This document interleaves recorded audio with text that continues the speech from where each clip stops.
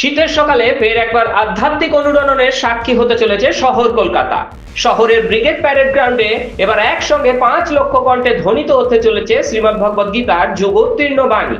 সাংবাদিক বৈঠক করে সেই কর্মসূচির আনুষ্ঠানিক ঘোষণা করলেন আয়োজকরা।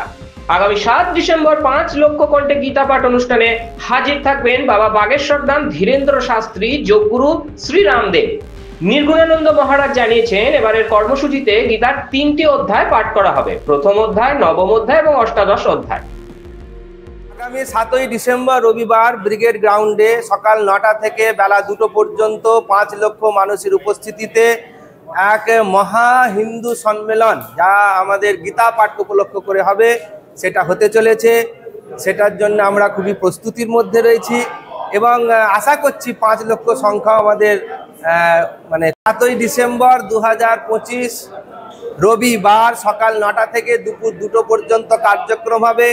2000 সাধু সন্তের উপস্থিতি, বাগেশ্বর থেকে ধীরেন্দ্র কৃষ্ণ শাস্ত্রী, গীতা মনীষী জ্ঞানানন্দজি মহারাজ, সাধ্বী রীতাম্ভরা, যোগগুরু রামদেব এবং সারা দেশ থেকে 2000 সাধু সন্তের উপস্থিতি এবং 5 লক্ষ ভক্তের সমাবেশে গীতার 3টি অধ্যায় সেখানে পাঠ হবে। প্রথম অধ্যায়, নবম অধ্যায় এবং 18 অধ্যায়। এর মাধ্যমে আমরা সমবেতভাবে গীতা জয়ন্তী পালন করবার আমরা উৎসব ঘোষণা করেছি। গীতা পাঠে উপস্থিত থাকার জন্য জাতি, ধর্ম, বর্ণ নির্বিশেষে সকলকে আহ্বান জানিয়েছেন অনুষ্ঠানের অন্যতম উদ্যোক্তা কার্তিক মহারাজ। আমরা সমস্ত জাতি, ধর্ম, বর্ণ, রাজনৈতিক দলমত নির্বিশেষে সমস্ত ভাইদেরকে আমন্ত্রণ জানাচ্ছি। তারা নিজ নিজ খরচায় ব্রিগেড প্যারেড গ্রাউন্ডে সমবেত হবে। সকাল 9টা থেকে এখানে আমরা থাকবো, একসঙ্গে পাঠ হবে। পাঠের পরে আমরা গীতা দেবো প্রত্যেককে দিয়ে এবং একটা টিফিন ব্যবস্থা করে দিয়ে 2টোর সময় আমরা শেষ করব। নির্গুণানন্দ মহারাজ জানিয়েছেন, লোকসভা স্পিকার থেকে শুরু করে রাজ্যের সমস্ত জনপ্রতিনিধিকে প্রতিবারের মতো এবারেও আমন্ত্রণ জানানো হয়েছে। मंत्री जी, लोकसभा के उपाध्यक्ष, अध्यक्ष, सबको ही हम लोग निमंत्रण बीते 2 दिन हो गया हम लोग भेज दिया है। राज्यपाल हमारे यहाँ का जो गवर्नर है, उनका आज का निमंत्रण का समय 5 बजे वो दिए हैं। यहाँ से महाराज जी जाएंगे 5 बजे उनको निमंत्रण करने के लिए। और पश्चिम बंगाल में हमारे चीफ मिनिस्टर वगैरह जितना भी असेंबली मेंबर है, सबको भी पिछले बार भी निमंत्रण किया गया था, इस बार भी निमंत्रण हो रहा है, धीरे धीरे चल रहा है, सबको निमंत्रण जाएगा।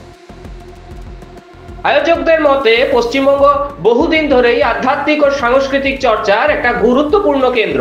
সমাজে বিভাজন ও উত্তেজনার আবহে গীতার বাণী মানুষের মধ্যে শান্তি, স্থিরতা এবং মূল্যবোধ জাগাতে পারে, এটাই এই উদ্যোগের মূল প্রেরণা।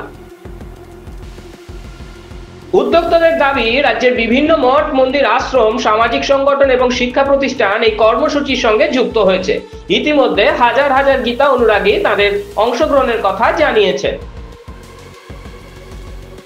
2023 সালে ডিসেম্বরে ব্রিগেডে লক্ষ কণ্ঠে গীতা পাঠের আয়োজন করা হয়েছিল। সেই কর্মসূচিতে 1 লক্ষেরও বেশি মানুষ উপস্থিত হয়ে অংশ নিয়েছিলেন। ব্রিগেডের ওই কর্মসূচির 1 বছরের মাথায় শিলিগুড়িতে লক্ষ কণ্ঠে গীতা পাঠের আয়োজন করা হয়েছিল। গত বছরের ডিসেম্বরে শিলিগুড়ির কাওয়াখালীর মাঠে ওই কর্মসূচিতে হাজির হয়েছিলেন হাজার হাজার মানুষ। বিভিন্ন জেলা তো বটেই, ভিন রাজ্য থেকেও মানুষ যোগদান করেছিলেন সেই অনুষ্ঠানে। 7 ডিসেম্বর ব্রিগেড প্যারেড গ্রাউন্ডে আরো বেশি মানুষ একত্রিত হবেন বলে প্রত্যয়ী আয়োজকরা। ব্যুরো রিপোর্ট, মাধ্যম। Goa's transformation is more than just development. It's about progress and a brighter future for all. Bridges that unite aspirations, highways that bring communities closer, world-class airports welcoming opportunities. From modern infrastructure to seamless connectivity, Goa is on the fast track to grow. Under the decisive leadership of Prime Minister Narendra Modi and Chief Minister Dr. Pramod Sawant, the double-engine Sarkar is driving Goa towards Vikasit Bharat 2047, a future of prosperity, innovation and limitless possibilities.